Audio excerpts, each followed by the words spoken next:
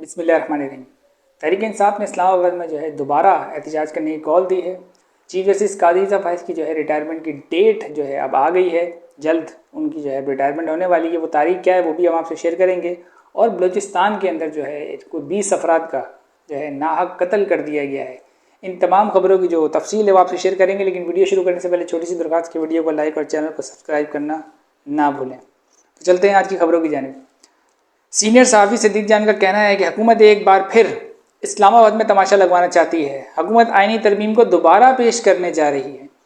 PTI के साथ जुड़े लोगों को अगवा और गिरफ्तारियाँ इनकी शुरू हो चुकी हैं। इतनी गिरफ्तारियाँ और FIR 9 मई को भी नहीं हुई थी जितनी एक हफ्ते के दौरान हो गई हैं। हुकूमत सरेंडर नहीं कर रही और ना ही अगले चीफ जस्टिस मंसूर अली शाह का नोटिफिकेशन जारी कर रही है। और अगर नोटिफिकेशन जारी हो गया तो ये भी एक चाल हो सकती है। नोटिफिकेशन जारी अगर कर दिया जाए तो ताकि ऑपोजिशन के जो MNA हैं वो बाहर निकल आए। सिद्दीक जान का मजीद कहना था कि इमरान खान ने जो प्लान दिया था इस पर अमल दरामद नहीं हुआ। इमरान खान के वकील नईम पंजोता को भी अगवा कर लिया गया है। अब तहरीक इंसाफ के साथ वही सब दोबारा शुरू हो चुका है जो 9 मई को हुआ था। ये सब PTI की मौजूदा क़यादत की कमज़ोरी का नतीजा है। ये हैं सहाफ़ी सिद्दीक जान, उन्होंने ये अपनी खबर दी। अच्छा, अगली खबर कराची में, ये ज़रा इंपॉर्टेंट खबर है। कराची में कौमी असम्बली के हल्के NA 231 के 4 पोलिंग स्टेशन पर दोबारा वोटों की गिनती के दौरान गिनती शुरू होते ही, मतलब जो सियासी जमातों के जो कारकुन बाहर तो थे ही, गिनती शुरू होते ही नामालूम नकाबपोश अफराद ने इलेक्शन कमीशन के ऑफिस में ज़बरदस्ती घुस गए और तोड़ फोड़ के साथ वहाँ मौजूद जो वोट थे, जो 4 पोलिंग स्टेशन के वोट थे, उनको भी आग लगा दी। ये है जनाब पाकिस्तान का इलेक्शन कमीशन और ये है उसकी सिक्योरिटी कि वो एक गिनती करने जा रहे हैं। और वो उनके दोनों जो जमातें थी उनके जो कारकुनान बाहर खड़े हुए थे। तो एक नाजुक सूरत हाल होती है, वो नारेबाजी करते हैं। लेकिन ये हिम्मत किसकी हुई, इतनी हिम्मत की ये नकाब पोश जिनको कहा जा रहा है, इतनी हिम्मत किसकी हुई कि वो अंदर आकर वोटों को ही जो आग लगा के चले गए। इसका क्या मतलब है, कौन हो सकते हैं ये लोग? तो इसकी तहकीक बहुत ज़रूरी है और इस मामले पे मट्टी डालने की कोशिश की जाएगी। लेकिन इसमें साफ पता चलता है कि दाल में काला नहीं, पूरी दाल ही काली है कि अब इतनी दीदा दिलेरी से अंदर घुस के वो वोटों को जला दिया गया। तो ये लोग कौन है, ये पकड़े जाने ज़रूरी हैं। तो इलेक्शन कमीशन पे तो वैसे ही हमें ना कल एतबार था ना आज एतबार है। जिस तरीके से उन्होंने पाकिस्तान में इलेक्शन करवाया तो सुप्रीम कोर्ट भी कह चुकी है। लेकिन अब ये देखें आए दिन ऐसी हरकतें भी हो रही हैं। बहरहाल अगली खबर, चीफ जस्टिस काजी ईसा फैज़ की रिटायरमेंट का मामला। काजी ईसा फैज़ की मुद्दत मुलाजमत 26 अक्टूबर को मुकम्मल हो रही है। ये जो आ रही है 26 अक्टूबर, जिसके लिए अब रजिस्ट्रार सुप्रीम कोर्ट ने फुल कोर्ट रेफरेंस का नोटिस जारी कर दिया है। फुल कोर्ट रेफरेंस 25 अक्टूबर सुबह 10:30 बजे होगा। वाज़ेह रहे कि, अच्छा ये गौर से सुनिएगा, वाज़ेह रहे कि काजी ईसा फैज़ के बाद अगले चीफ जस्टिस मंसूर अली शाह होंगे, मगर हुकूमत ने अभी तक इनका नोटिफिकेशन जारी नहीं किया। हालांकि माजी में इसी हुकूमत ने काजी ईसा फैज़ का चीफ जस्टिस बनने का नोटिफिकेशन लगभग 3 महीने से 2-2.5 महीने से पहले ही जारी कर दिया था, जबकि उस वक्त के चीफ जस्टिस उमर अता बंदियाल की रिटायरमेंट में अभी 3 माह का लगभग वक्त था। ये इस पे देखें, वो कहते हैं ना काजी ईसा फैज़ की इनको बड़ी मोहब्बत जागी हुई है इस हुकूमत को कि जब इनको चीफ जस्टिस बनाना था काजी फैज़ ईसा को साहब को, तो इस हुकूमत ने अभी दूसरा चीफ जस्टिस रिटायर भी नहीं हुआ था, तो 3 माह लगभग इससे कबल ही काजी ईसा फैज़ का नोटिफिकेशन जारी कर दिया था कि ये जब रिटायर होंगे उमर अता बंदियाल साहब तो ये अगले चीफ जस्टिस काजी ईसा फैज़ साहब होंगे।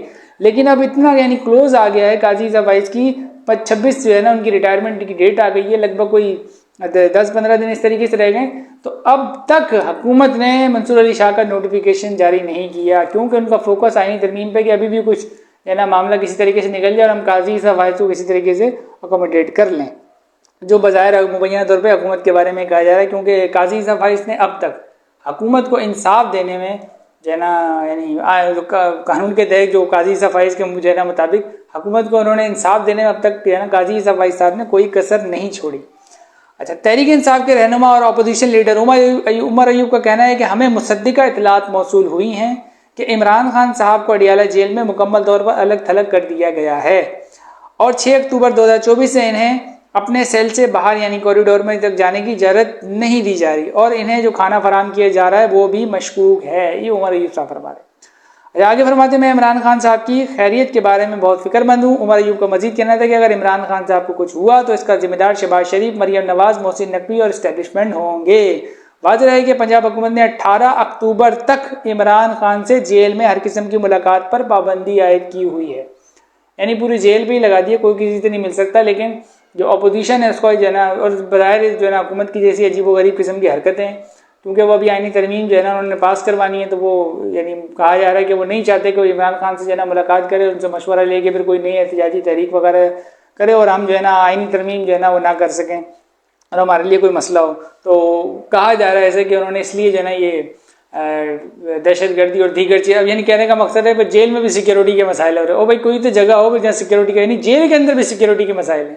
पहले उसको यानी जो अपोजिशन का जो है रहनुमा ये इमरान खान साहब, इसको पहले जो अदालत में पेश नहीं करते ये लोग कि जना इसको अदालत में, भाई अदालत में क्यों पेश नहीं करते, भाई सिक्योरिटी खर्चाते, सारी अदालतें ही जेल में लगाई हुई हैं जिस सिक्योरिटी, यानी जेल में भी सिक्योरिटी के जना खर्चाते। तो कोई जगह है जहाँ आपका यानी ये यानी हुकूमतें बैठी हुई हैं, इतनी पुलिस, यानी अगर अपोजिशन को इन्होंने मारना होता है, घरों से निकलने से रोकना होता है, कंटेनर लगाने से सब कुछ लगाना होता है, फिर इनके पास सारी चीज़ें जो ना चीज़ें मौजूद है, पुलिस मौजूद है, दीगर इदारे मौजूद हैं। और जहाँ इनके अपोजिशन की कोई ऐसी कोई कानूनी या उनकी हकूक़ की बात है तो जी इनके पास जो है ना बड़ी यानी सिक्योरिटी का मसला है, तो दहशतगर्दी का वाक़या, तो यही ऐसी कुछ जो है ना वज़ारत दाखिला ने जो है ना बातें बना के जो है ना ये पाबंदी लगाई हुई है कि भाई 18 अक्टूबर तक जो है ना अडियाला जेल में कोई मुलाकाती जो है ना आए, उससे मुलाकात नहीं हो सकती क्योंकि सिक्योरिटी खदशात हैं, दीगर ये है वो है। बाकी कौम बेहतर सब तरीके से समझती है कि ऐसी जो है ना चीज़ें कब इस्तेमाल की जाती हैं।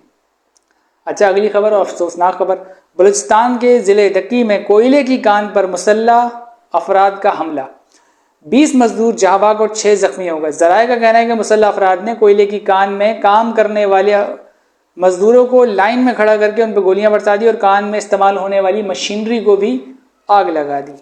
तो ये बलूचिस्तान में एक अफसोसनाक वाक़या हुआ है। वहाँ पे जो है ना काफ़ी जो है ना बलूचिस्तान के अंदर आजकल हालात जो है, खैर तो केपी के अंदर भी कुछ जो कबायली इलाके हैं वहाँ पे कुछ जो है हालात वहाँ पे भी कुछ ठीक नहीं है, लेकिन बलूचिस्तान में अभी ये जो है ना मसाइल अभी बढ़ते जा रहे हैं। तो हुकूमत को चाहिए इस तरह गौर करे, और ये जो आए दिन इससे पहले भी जो है ना ये शहादतें होती रही हैं और कुछ दिन पहले भी जो है ना इस तरीके का एक वाक़या पेश आया था, अभी ये फिर इस तरीके का मामला हुआ है। तो मुल्क में जिस तरीके की दहशतगर्दी जो है ना दहशतगर्दी बढ़ी, तो हुकूमत को चाहिए इस पर थोड़ा सा गौर करें और उनका जो पूरा फोकस लगा हुआ है अपोजिशन को दबाने में, उससे ज़रा बाहर निकलें। अच्छा, अगली खबर, जंग अखबार से ताल्लुक़ रखने वाले सहाफ़ी साले जाफ़र की इमरान खान की सेहत से मुतल्लिक शर्मनाक रिपोर्टिंग। क्यों शर्मनाक है, ज़रा आप सुनिए। जंग अखबार में रिपोर्टर साले जाफ़र की शाया की गई खबर के मुताबिक, ज़रा गौर से सुनिएगा, साले जाफ़र का कहना है कि जेल में इमरान खान की सेहत का कोई मसला नहीं है। यानी ये वो जो उमर अयूब और दीगर लोग नहीं कह रहे उनकी जो है तबीयत से ठीक नहीं है और खाना मशकूक है, वो उसका भी ये यानी रिपोर्टिंग कर रहे हैं। जंग जियो जो हैगा, आपको तो पता है, जियो चैनल, जंग अखबार, ये उनके रिपोर्टर हैं। अच्छा, फरमाते इमरान खान को जो है ना सेहत का कोई मसला दरपेश नहीं है, ब्लड प्रेशर नॉर्मल है, ECG मामूल के मुताबिक है, खून में शक्कर की मिकदार ज़्यादा नहीं है, अलबत्ता चिड़चिड़ापन बढ़ रहा है। ठीक है, यानी इनको इतनी मालूमात है, उस शख्स से भी मिलने को किसी की भी इजाज़त नहीं है।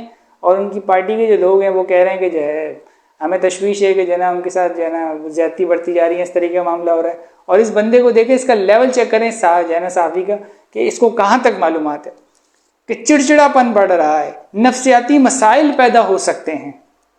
चंद माह कबल दांत में तकलीफ जो है हुई थी, मगर अब इसे भी ठीक कर दिया गया है। गुज़िश्ता साल मार्च में, अब यहाँ से इनकी जो है ना, जो मैंने कहा था ना जो शर्मनाक वाला, अब यहाँ से इनकी वो कहानी शुरू होती है।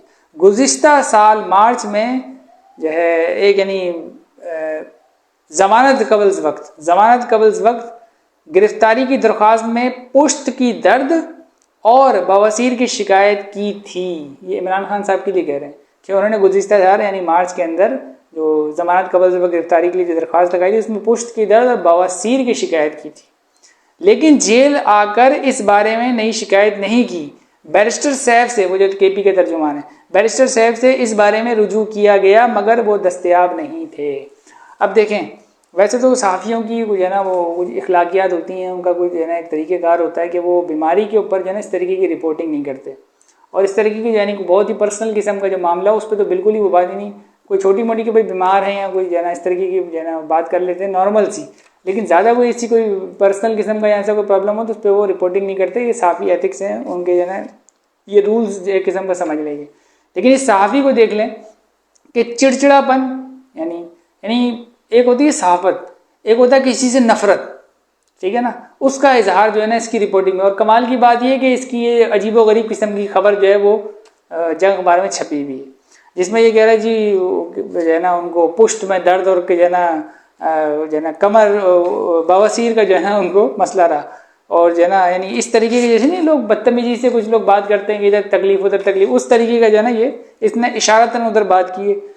और आगे भी जो है ना इसकी सहाफ़त में जो है ना इस तरीके की जो है ना इससे गुफ्तगू की है। तो इस बारे में मैं सिर्फ ये कहूँगा, देखें चाहे पाकिस्तान का कोई लीडर हो या आम इंसान हो, जेल में हो, उसके बारे में जब भी कोई सहाफ़ी रिपोर्टिंग करे अदब से करे, एहतराम से करे, और उसकी जो फिज़िकल जो भी उसकी बीमारी है प्रॉब्लम है उसके बारे में जो है ना जब खबर दे तो बड़ी यानी एहतियात से जो सहाफ़ी जो है वो होती हैं अखलाकियात वगैरह दीगर चीज़ें होती हैं जो उनके रूल्स होते हैं उसके मुताबिक दे।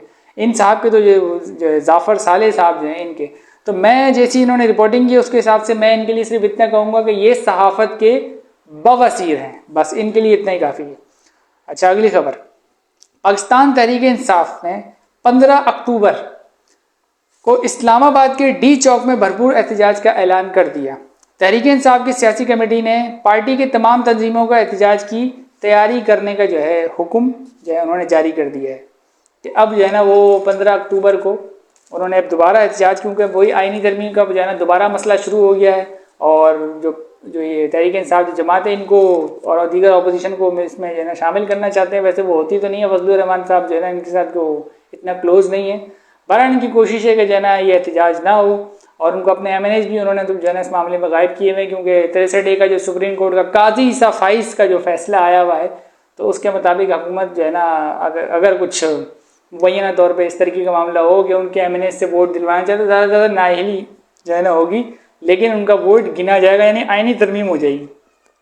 तो उसके लिए जो है ना हुकूमत बड़ी कॉन्फिडेंट है और वो इस तरमीम को दोबारा करना चाहती है, इसलिए तहरीक इंसाफ जो है उन्होंने दोबारा जो है ना इस्लामाबाद में एहतजाज का ऐलान किया। अब इस मामले में सिर्फ मैं अपनी जो ज़ाती मेरी राय है वो ये है कि इस वक्त अगर हुकूमत के मामलात को देखा जाए तो देखिए आईनी तरमीम पार्लियामेंट का हक होता है, वो कर सकती है और तमाम जमातों को, लेकिन जो रफ्तार दिखाई जा रही है पिछली आईनी तरमीम में, अब तो ये बात यानी हर मीडिया पे हो रही है, हर जगह पे होती है, 8 महीने से ज़्यादा का वक्त लिया था एक आईनी तरमीम करने के लिए, क्योंकि आप आइन को जो है ना आइन बदल रहे हैं आप, ठीक है ना, उसमें एक चीज़ को जो है ना आप तब्दील कर रहे हैं, ये कोई मामूली चीज़ नहीं है, ये कोई हल्की फुल्की मामूली कानून साजी नहीं है, ये आप आइन में तरमीम कर रहे हैं। तो इसके लिए जो जितने भी स्टेक होल्डर्स हैं उन सब की जो है ना मुशावरत भी होनी चाहिए, उनकी राय भी होनी चाहिए, और कोई जो है ना मिली जुली यानी इस तरीके का जो है ना मामला हो, और ऐसा ना हो कि कोई फरीक इससे नाराज़ हो, क्योंकि ये सब पे इम्प्लीमेंट होनी है, ज़ाहिर बात है पूरे पाकिस्तान के जो आइन है उसके अंदर आप तरमीम कर रहे हैं।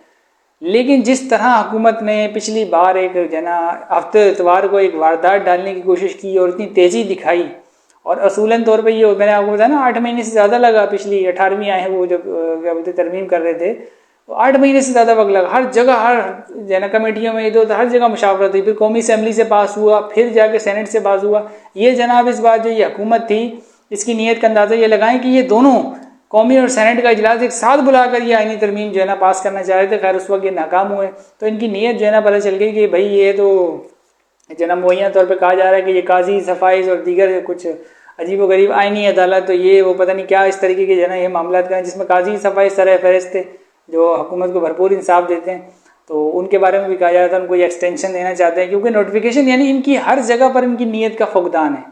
इस हुकूमत में अगर आप देखें तो इनकी नीयत का बड़ा मसला है, जिस पर जो है ना इन पर शक व शुबहात जो है ना इसमें बड़े, और अपोजिशन को भी जो है ना, और यहाँ तक कि मौलाना फजलुर रहमान साहब जो एक वक्त में इस हुकूमत के जो है ना इत्तेहादी रह चुके हैं, उन्होंने भी जो है ना इससे किनारा जो है ना इनसे करने की कोशिश की और वो थोड़े से पीछे आ गए, और यानी इनको गुमान ये था कि हम जाएंगे मौलाना फजलुर रहमान को जफ़ी मारेंगे और जो है ना वो हमारे साथ चल पड़ेंगे, वोट दे देंगे, लेकिन इस बार नहीं हुआ, क्योंकि ज़ाहिर बात है वो भी एक सियासी रहनुमा है और उन्होंने अपनी सियासी भी जो है ना सियासत भी देखनी है। तो जिस तरीके से ये तरमीम लाए और मौलाना फजलुर रहमान ने पूछा भाई आपकी तरमीम कहाँ है, मुसव्विदा तो दें, मुसव्विदा नहीं देना चाह रहे थे, ये बस चाह रहे थे क्योंकि इन बेचारों के पास खुद मुसव्विदा नहीं था, जो लेकर आए थे उन्होंने इनको मुसव्विदा दिया था, तो इनका मकसद ये था कि बस तरमीम जो है ना आँख बंद करके पेश कर दी जाए और सारे आँख बंद करके जो है ना उस पर वोटिंग कर दें। तो ये इनका प्लान था, नीयत बिल्कुल ठीक नहीं थी। और शक व शुबात बढ़ते जा रहे थे, इसलिए इस चीज़ को जो है ना तस्लीम नहीं किया गया। और अगर अब भी ये तरमीम जिस तरीके से जो है ना मंजूर कराने की कोशिश की जा रही है, अभी भी जल्दबाजी में बताया ना कि जो तहरीक इंसाफ वाली हैंगे वो दोबारा जो है ना इस्लामाबाद में जो है ना एहतजाज करने का कह रहे हैं, मतलब उनको भी इस मामले में तशवीश है। फजलुर रहमान साहब अभी तक नहीं मान रहे, मतलब अपोजिशन को इस बारे में तशवीश है, वो भी इस चीज़ को देख रहे हैं कि भाई आखिर इतनी जल्दबाजी किस चीज़ की है, ऐसा क्या हासिल करना चाहते हैं वो इस तरमीम से। तो इनकी नीयत का जो है ना साफ सी बात है कि इनकी नीयत जो है ना साफ नहीं दिखाई दे रही, इसलिए जो है ना ये सारा मसला चल रहा है। बहरहाल ये थी आज की खबरें, मिलते हैं अगली नेक्स्ट वीडियो में, तब तक के लिए अल्लाह हाफिज़। पाकिस्तान जिंदाबाद।